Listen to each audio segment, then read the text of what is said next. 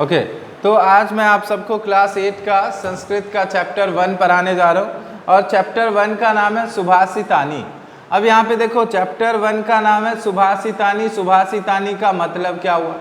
तो सु मतलब होता है सुंदर और भाषितानी मतलब होता है भाषाओं का प्रयोग, यानी ऐसी चीज़ें जहाँ पे सुंदर भाषाओं का प्रयोग हुआ है वो है सुभाषितानी। यानी इन चीज़ों का आपके दैनिक जीवन में यूज होगा, इसका प्रयोग करना चाहिए, इसको स्मरण करना चाहिए, सीखना चाहिए, हर बच्चों को ये याद होना चाहिए। तो कह रहा है कि गुना गुणज्ञे सुगुणा भवन्ति ते निर्गुणम प्राप्य भवन्ति दोषा सुस्वाद तोया प्रभवन्ति नद्या समुद्र महासाध्य भवन्ति पेया। यानी गुण अगर गुणवान व्यक्ति के पास रहता है तो ही वो गुण रहता है, अगर वो निर्गुण व्यक्ति के पास रह जाए तो वो दोष में कन्वर्ट हो जाता है। जैसे कि मान लो किसी बेवकूफ़ को अगर ताकत आ जाए तो वो क्या करेगा?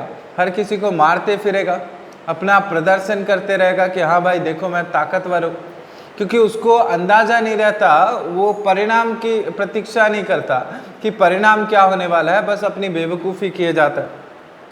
तो किस तरह से, जिस तरह से अगर मीठे जल का पानी है, नदी है, और अगर वो समुद्र में मिल जाए तो वो भी क्या हो जाता है? खराब बन जाता है, यानी समुद्र के पानी जैसा ही हो जाता है, पीने लायक नहीं रह जाता है।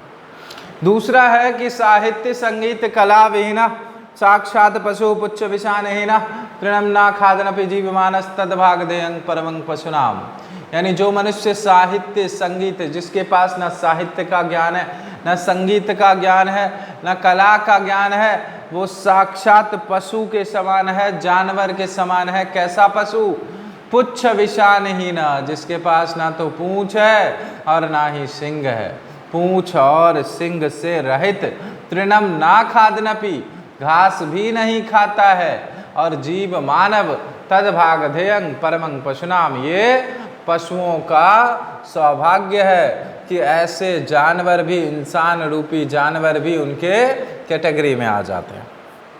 कह रहा है लुब्धस्य नश्यति यथा पिशुनस्य मैत्री नष्ट क्रियस्य कुलमर्थ परस्य धर्म विद्या फलम व्यसनिना कृपणस्य सौख्यम राज्यम प्रमत्त सचिवस्य नराधिपस्य।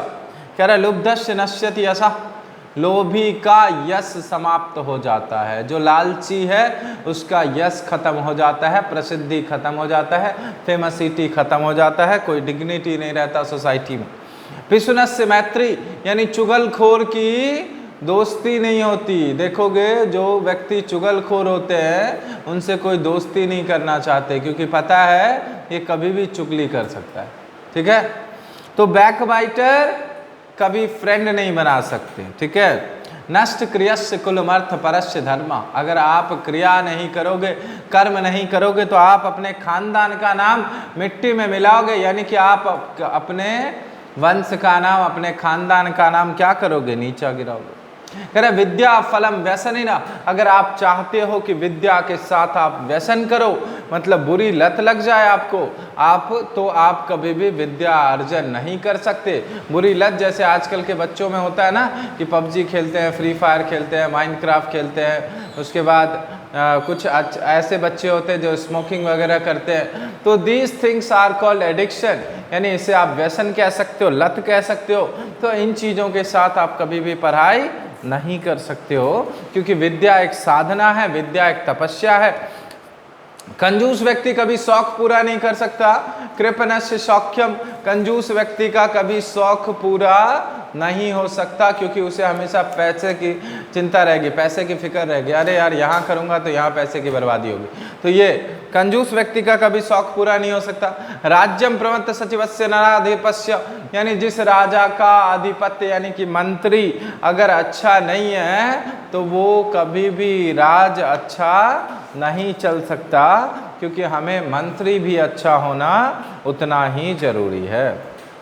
कह रहा पित्वा रसम तो कटकम मधुरम समान माधुर्यमेव जनयेन मधुमक्षिकासौ संतस्तथैव समसज्जन दुर्जनानां श्रुत्वा वच मधुर सक्तु रसम सृजन्ति।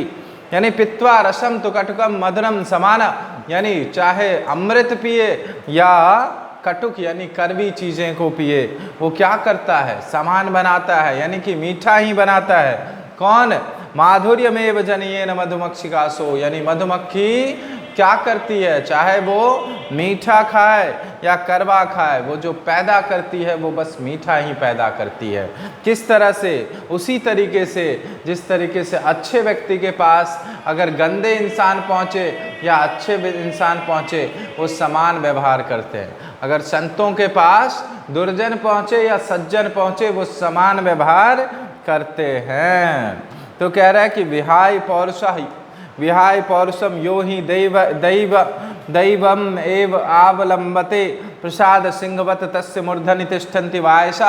कह रहा विहाय पौरुष, जो व्यक्ति अपने पौरुषत्व को छोड़ देता है, अपने प्रयास को छोड़ देता है, अपने अटेम्प्ट को छोड़ देता है और भगवान के भरोसे रहता है कि दैवम एव अवलंबते, यानी भगवान के सहारे, कि भगवान ही जो करेंगे वही होगा, भगवान के सहारे भगवान ही सब कुछ करेंगे, वो व्यक्ति उसी तरीके से बेवकूफ़ होते हैं जिस तरीके से किसी भवन के अंदर शेर बैठा हुआ है और उसके ऊपर कौआ है और वो कुछ भी नहीं कर पा रहा है। तस्य मूर्धनि तिष्ठन्ति वायसा।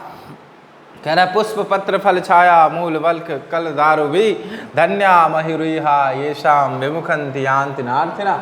मतलब कह रहा है पुष्प भी प्रदान करता है, पत्ते भी प्रदान करता है, फल भी प्रदान करता है, छाया भी प्रदान करता है, जड़ भी प्रदान करता है, ये सारी चीज़ें देता है कौन? कह रहा धन्य है वो पलाश का पेड़ जो हमें ये सारी चीज़ें देता है। और कभी भी याचक मतलब भिखारी, कभी भी भिखारी वहाँ से वापस नहीं जाता। भिखारी यहाँ किसको कहा गया है? भिखारी हर व्यक्ति को कहा गया है, क्योंकि कहीं ना कहीं हम भी एक भिखारी है, हमें भी कहीं ना किसी से कुछ ना कुछ लेना पड़ता है। हम पेड़ पौधों से लेते हैं तो हम पेड़ पौधों के लिए भिखारी हुए, क्योंकि हम उससे चीज़ें ले रहे हैं। तो कभी भी अपने याचक को निरर्थक नहीं जाने देता। चिंतनिया ही विपदाम आदावेव प्रतिक्रिया नाकूप खननम युक्तम प्रदीप्ते वहिनाग्रे।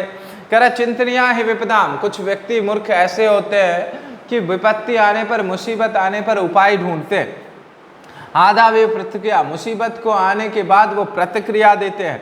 तो कह रहे हैं कि वो उसी के समान है नाकूप खननम युक्तम प्रदीप्ता वहनियाग्रे, कि जब आग लगा हुआ है और आप कुआं खोद रहे हो, मतलब कि आप निहायती ज़बरदस्त वाला बेवकूफ़ हो, तो मतलब कि कभी भी हमें मुश्किलों के बारे में, परेशानियों के बारे में पहले से ही उपाय सोच कर रखना चाहिए। तो ये था सारे श्लोक। अगर आपको कहीं कोई श्लोक समझने में दिक्कत हो तो आप कमेंट सेक्शन में पूछ सकते हैं। ज़्यादा से ज़्यादा शेयर करो, क्योंकि शेयर करोगे तो बच्चों तक पहुंचेगा, और बच्चों तक पहुंचेगा तो आप कहीं ना कहीं ये बेनवॉलेंसी का काम कर रहे हो, परोपकार का काम कर रहे हो, आप चीज़ें लोगों तक पहुंचा रहे हो।